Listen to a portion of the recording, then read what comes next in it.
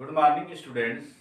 मैं अखिलेश कुमार सिंह, गणित प्रवक्ता श्री विश्वनाथ इंटर कॉलेज कलाल सुल्तान। आप लोग ध्यान दीजिए, पिछले वीडियो में आप लोगों को पोलर फॉर्म ध्रुवीय रूप बताया गया था। ठीक है, अब ये लास्ट वीडियो कॉम्प्लेक्स नंबर अर्थात चैप्टर 5 का ये लास्ट वीडियो हम बता रहे हैं आप लोगों को। इसमें न्यूमेरिकल कुछ आपका जैसे ध्रुवीय रूप कैसे समृद्ध संख्या को ध्रुवीय रूप में बदला जाता है, या उसका मापांक पूर्णांक ये सब पीछे बताया जा चुका है। और इसमें एक द्विघात समीकरण है जिसका कोई हल नहीं निकलता है। द्विघात समीकरण के उसमें क्या होता है, उसकी काल्पनिक संख्या अर्थात समृद्ध संख्या के रूप में वो निकाला जाता है। ऐसे न्यूमेरिकल इसमें हम हल करने जा रहे हैं। आप लोग देखिए एनसीईआरटी की एक्सरसाइज प्रश्नावली आपकी 5.2। तो इसमें आप लोग जानिए निम्नलिखित समृद्ध संख्या का ध्रुवीय रूप लिखिए। ठीक है, ध्रुवीय रूप आपका क्या होता है, जैसा कि आप लोगों को बताया गया है। ध्रुवीय रूप जैसे z इक्वल टू कितना है, x plus i Y, x plus i y का ध्रुवीय रूप पोलर फॉर्म क्या होता है। पोलर फॉर्म आपका होता z equal to r cos theta plus i sine theta, ये आपका पोलर फॉर्म होता है।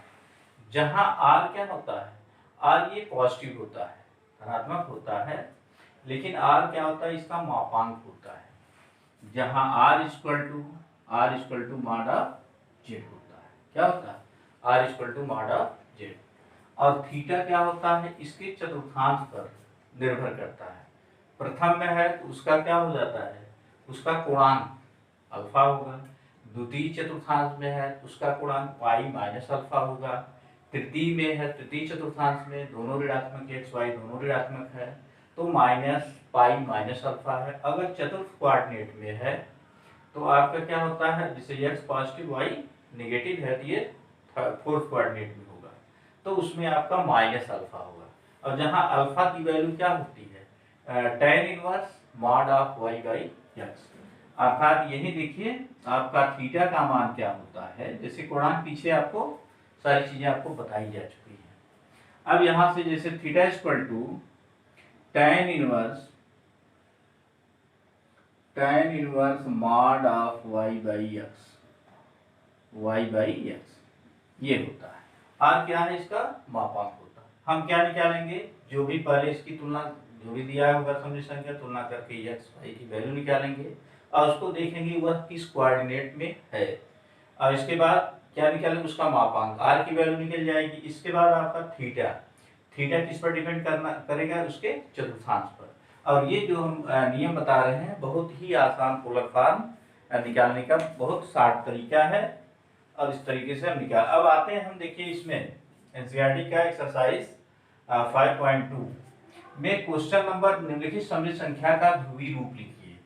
अब इसमें पहला 1 माइनस आई, -1 प्लस आई, -1 माइनस आई। क्वेश्चन नंबर 6 आपका है -3। क्वेश्चन नंबर 8 है आई। तो हम आपको क्या बताने जा रहे हैं, क्वेश्चन नंबर 6 सॉल्व करा दे रहे हैं, क्वेश्चन नंबर 8 और शेष ये क्वेश्चन आप लोग आसानी से कर सकते हैं। अब यहाँ क्वेश्चन नंबर 6 आप लोग ध्यान दीजिए, सॉल्यूशन आपका क्वेश्चन नंबर 6 का सॉल्यूशन अर्थात क्वेश्चन नंबर 6 का सॉल्यूशन। अब यहाँ इसी को हम मान लेंगे, यही क्या मान लीजिए या यही हम लेट कर लें, लेट माना आपका हो जाएगा z इक्वल टू -3, कितना हो गया -3। अब कोई भी संख्या क्या होती है, वो एक समृद्ध संख्या होती है, पीछे बताया गया है। अर्थात इसी को हम लिख सकते हैं कितना, -3 प्लस क्या कर दें 0 इंटू आई कर दें, क्या कर दें 0 इंटू आई। ये किस रूप में हो गया, समृद्ध संख्या कॉम्प्लेक्स नंबर के फॉर्म में हो गया। अब इसकी तुलना हम ध्यान दीजिए किससे कर लें, की तुलना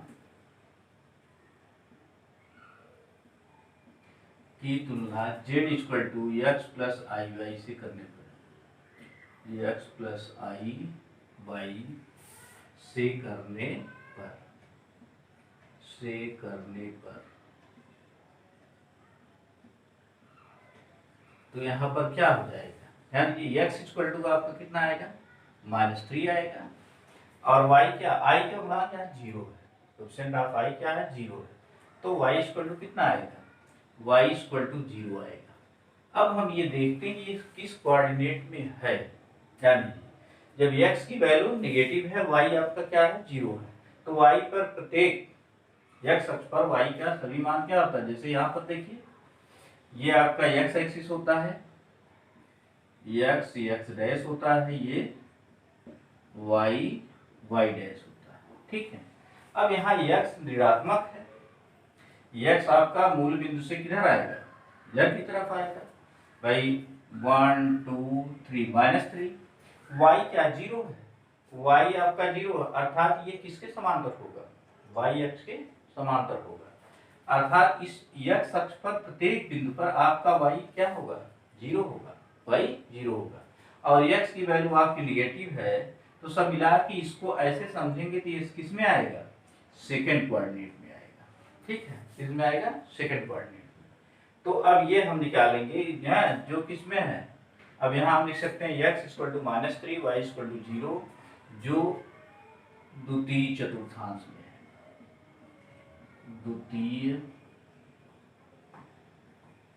द्वितीय चतुर्थांश में है।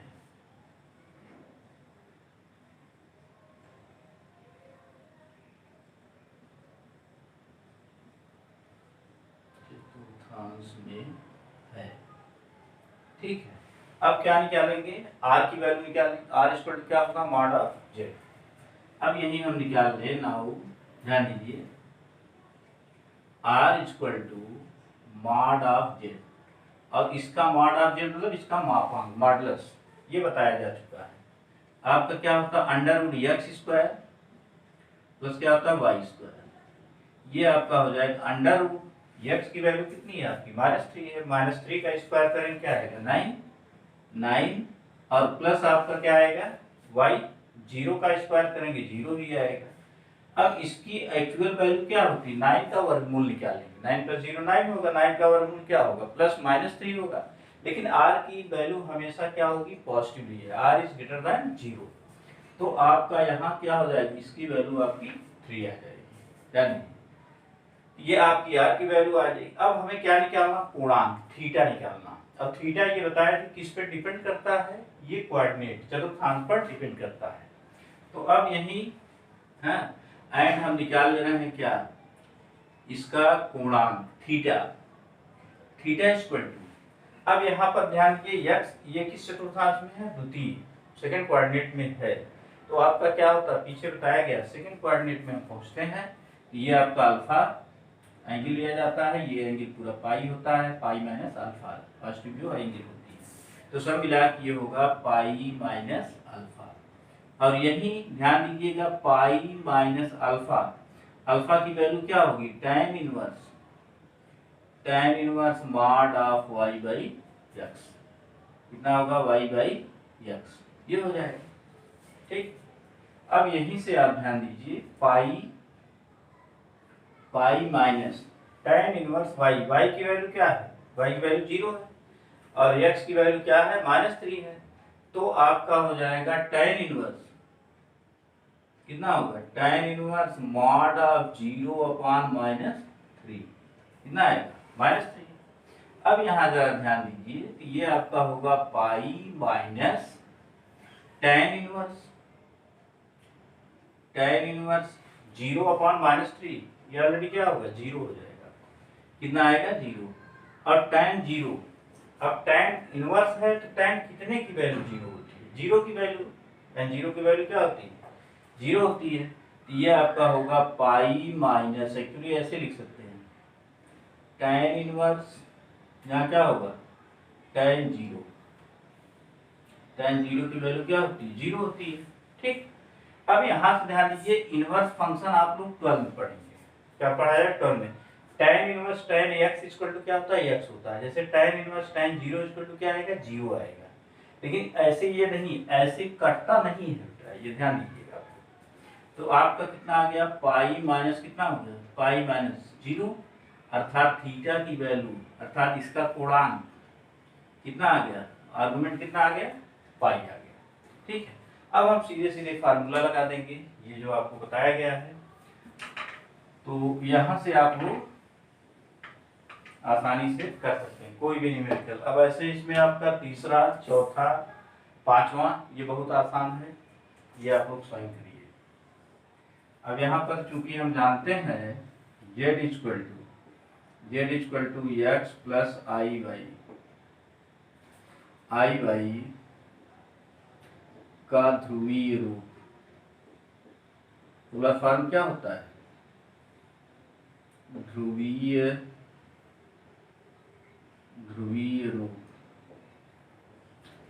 रूप होता है z equal to r cos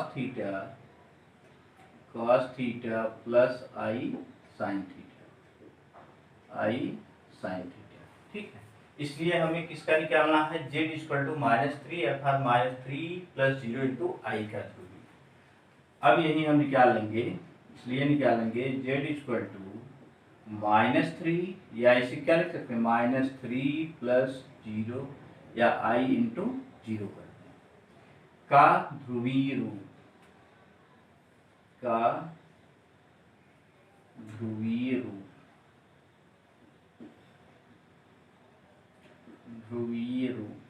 क्या हो जाएगा, z इक्वल टू, ध्यान दीजिए, r cos theta plus i sin theta. r की वैल्यू क्या हो जाएगी आपकी, r की वैल्यू यहाँ से निकाली गई 3 हो गई, तो यहाँ आपका 3 आ गया, कितना आ गया 3, cos थीटा की value pi, cos pi plus i sin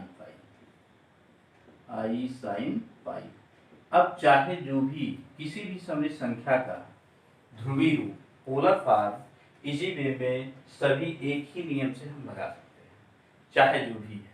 ठीक है, तो समित संख्या का पोलर फॉर्म ये थोड़ा सा अलग था, इसलिए इसको बता दिए। अब एक ये बता दे रहे हैं, इसमें आपका वास्तविक भाग दिया गया था, इसमें आपका काल्पनिक भाग दिया गया है।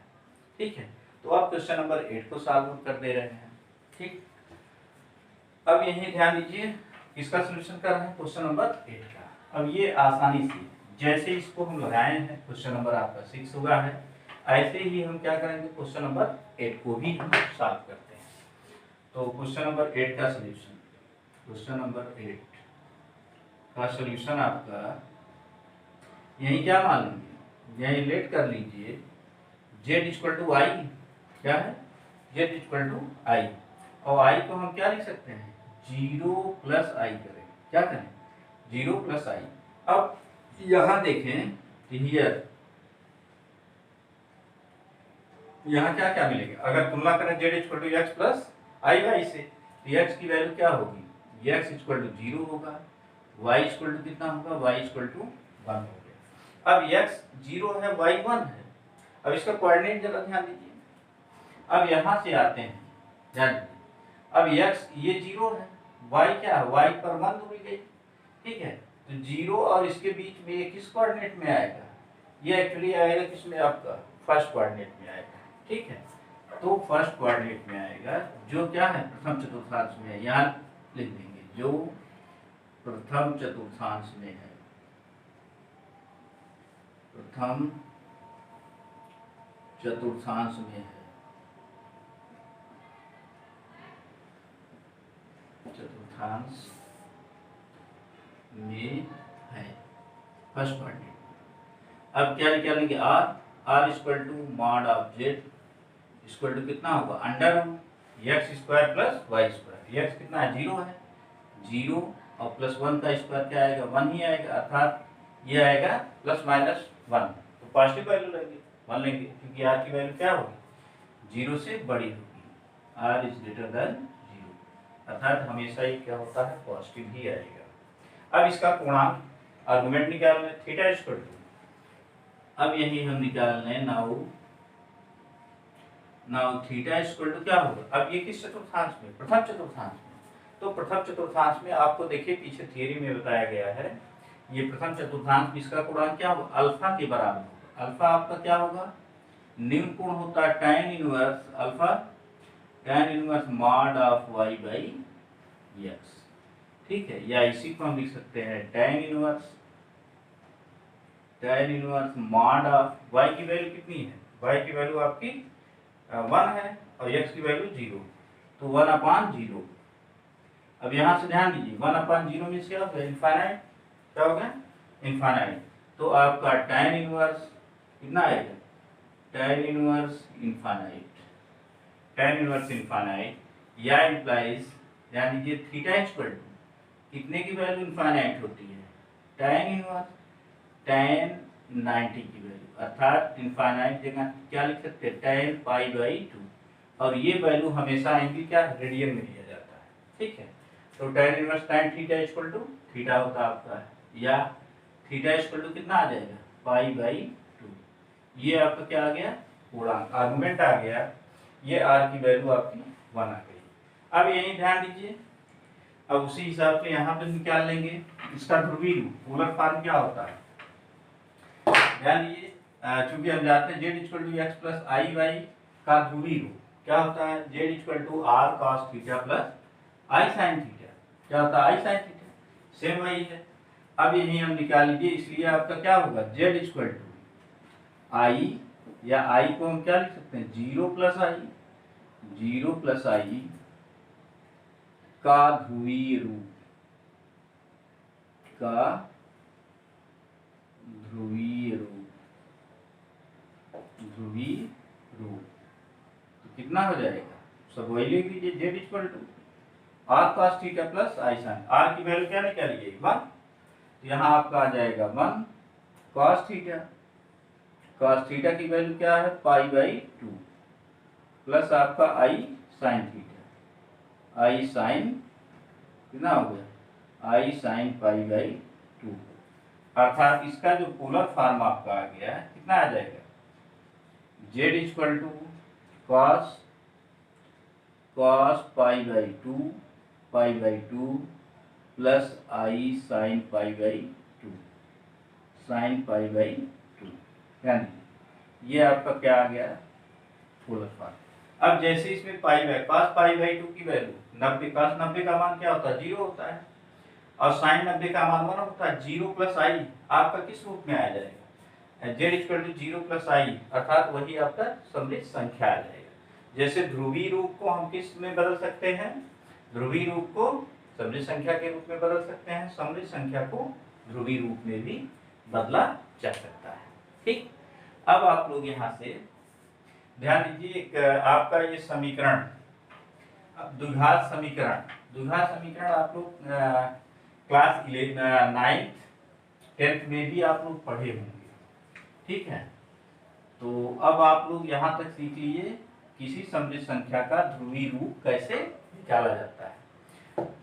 अब नेक्स्ट ध्यान दीजिए, जैसे आप लोग 9th या 10th में आप लोग पढ़ चुके हैं द्विघात समीकरण, क्वाड्रेटिक इक्वेशन का स्टैंडर्ड फॉर्म जो होता है आपका क्या होता है, ax square plus bx plus c is equal to 0 होता है, जहाँ a b c क्या है, ये रियल नंबर होता है, वास्तविक संख्याएं हैं, जबकि a does not equal to 0, यहाँ पर क्या होना चाहिए, a does not equal to 0, अगर ये 0 के बराबर होगा तो आपका एक रैखिक समीकरण आ जाता है, लीनियर इक्वेशन आ जाता है।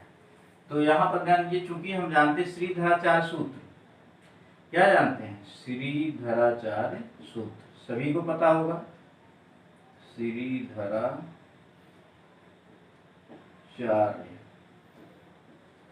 सूत्र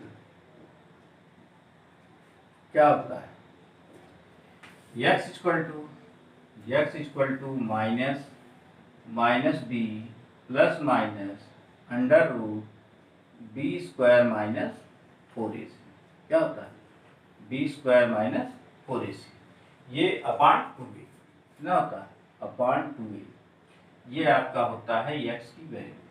अब ये तो सिंपल में जैसे भी हम क्या करते हैं, समीकरण को आसानी से श्रीधराचार्य सूत्र से हल कर लेते हैं, कभी कभी आपका ये सॉल्यूशन नहीं निकलता है। अब यहाँ पर जब कब नहीं, ये आपका विविधकर होता है, डिस्क्रिमिनेंट होता है, D equal to B square minus 4ac, यही आपका विविधकर बोला जाता है, जो कि आप लोग 9th में पढ़ चुके हैं। अब अगर इसकी वैल्यू आपकी निगेटिव होगी, माइनस रूट में जो भी विविधकर का मान है ये ऋणात्मक होगा तो ये किस रूप में, आई के फॉर्म में आपका आएगा, क्योंकि आई स्क्वायर आई का वैल्यू, आई की वैल्यू क्या होती है, √-1 होता है।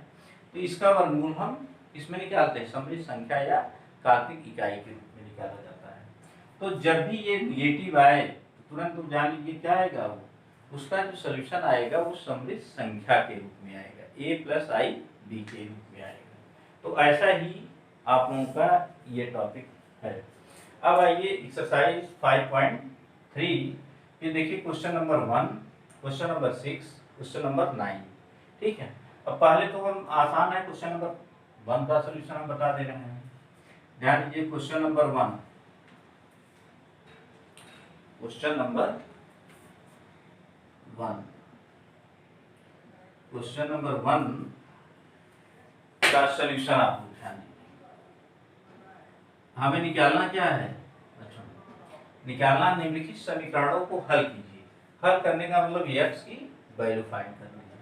अब देयरफॉर दिया गया इक्वेशन आपका क्या है, x² + 3, x² + 3 = 0, x² + 3 = 0। अब यहाँ से अगर आप ध्यान दें तो इसको हम क्या लिख सकते हैं, x² = क्या लिख सकते हैं, -3 लिख दें, क्या लिखें, -3, या इसी को लिखा जा सकता है -1 × 3 कर दें, क्या करते हैं, -1 × 3।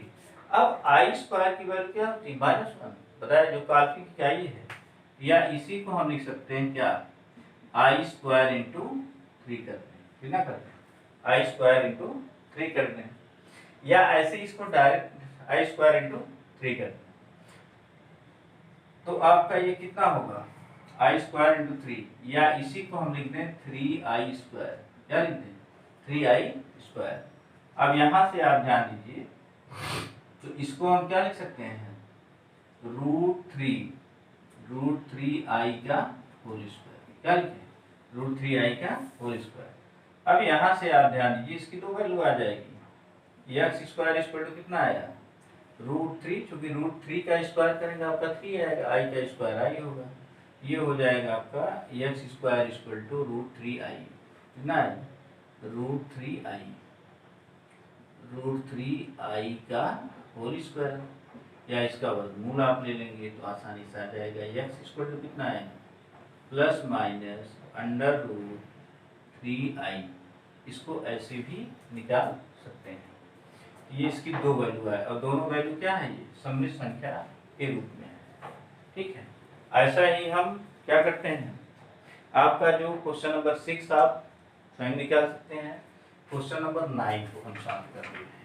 ठीक है, क्वेश्चन नंबर 6 आपका वही है, x² - x + 2 = 0, और इसको इजी वे में हम क्या करेंगे, ax² + bx + c से तुलना करके और उसी किस फार्मूले में, श्रीधराचार्य वाले सूत्र में रख देंगे और उसकी वैल्यू किस फॉर्म में निकालेंगे, i की फॉर्म में, क्योंकि उसका विविधकर क्या होगा, उसका विविधकर 0 से छोटा आएगा अर्थात ऋणात्मक आएगा। अब यहाँ आते हैं क्वेश्चन नंबर 9, क्वेश्चन नंबर 9 का सॉल्यूशन आप लोग ध्यान दें। देयरफॉर गिवन इक्वेशन कितना दिया है, x² + x + 1/√2 = 0।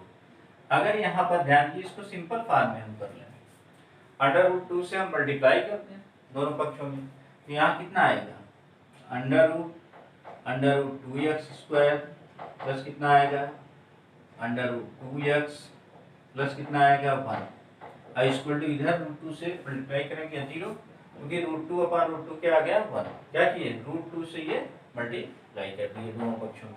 अब ये किस रूप में आ गया, ax² + bx + c के रूप में आ गया। अब यहाँ से की तुलना किससे कर सकते हैं, की तुलना ax² + bx + c = 0 से करने पर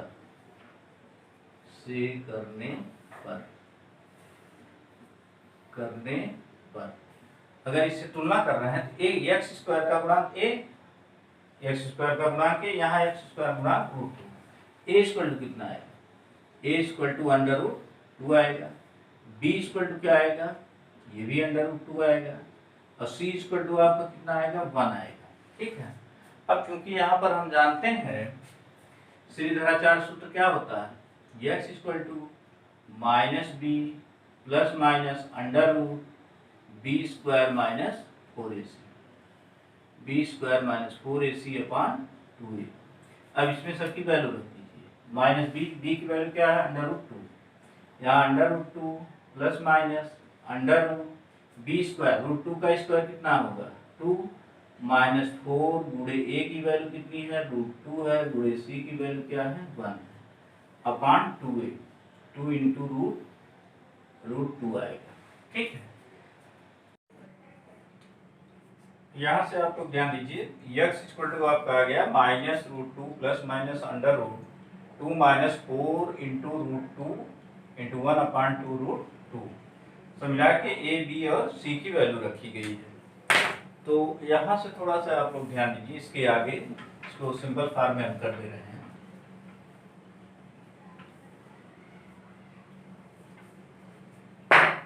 यहाँ से इम्प्लाइज आप लोग ध्यान दीजिए, x इक्वल टू कितना मिल रहा है, minus √2 minus √2 minus √2 plus minus √, यहाँ से क्या आएगा 2 माइनस 4√2, यहाँ आ जाएगा 2 माइनस 4√2 अपान यहाँ से आ जाएगा, नीचे आपका बचा कितना 2 √2। इसी को हम सरल कर ले रहे हैं, ध्यान दीजिए, माइनस √2 प्लस माइनस, यानी माइनस √2 प्लस माइनस। अब यही से आपको थोड़ा देखना है, इसमें माइनस हम कितना -2 कॉमन ले रहे हैं, ये चेंज हो जाएगा, तो -2 कॉमन लेंगे तो आपका कितना बचेगा यहाँ पर, ध्यान दीजिए, ये आ जाएगा 2√2 इधर होगा, 2√2 और यहाँ पर क्या बचेगा -1, कितना हो गया -1 अपान कितना आ गया 2√2। अब यहाँ से आप लोग ध्यान दीजिए, इसमें -1 की वैल्यू क्या होती है i स्क्वायर, तो यहाँ आपका क्या बच जाएगा -√2, ध्यान दीजिए -√2 प्लस माइनस √, यहाँ क्या -1 की वैल्यू i स्क्वायर होती है, ये हो जाएगा 2i स्क्वायर, कितना हो गया, यहाँ पर हो गया 2i स्क्वायर, और यहाँ आपके पास बचा कितना 2√2, कितना आएगा 2√2 माइनस 1, कितना आया 2√2 माइनस 1, होल अपान कितना हो जाएगी, आपका आ जाएगा 2√2, कितना आया 2√2।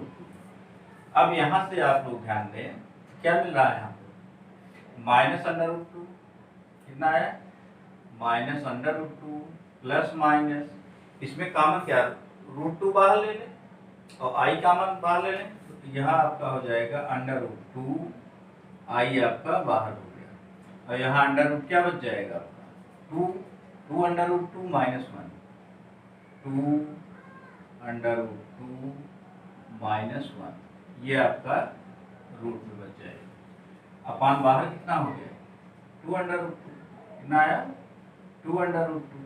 अब इसमें आप जान लीजिए √2 कॉमन लेंगे, √2 कॉमन लेंगे तो √2 और ये √2 कट जाएगा, तो आपका लास्ट जो आंसर आएगा -1 प्लस माइनस, ध्यान प्लस माइनस √2 का नहीं कैंसिल हो जाएगा, यहाँ आपका बचेगा i √, यहाँ आ जाएगा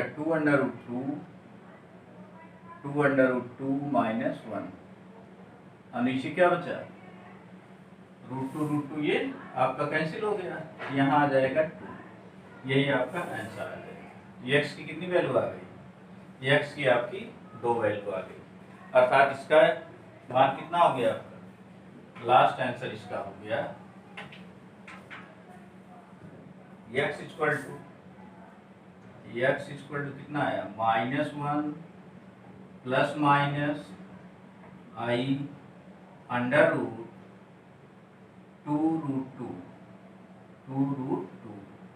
और माइनस कितना आया -1 मान कितना है नीचे, यही ये आपका आंसर आएगा। इसकी दो वैल्यू आएगी, एक हम पॉजिटिव लेंगे तो ये वैल्यू आएगी, एक नेगेटिव लेंगे तो दूसरी वैल्यू आएगी। यही आपका लास्ट आंसर।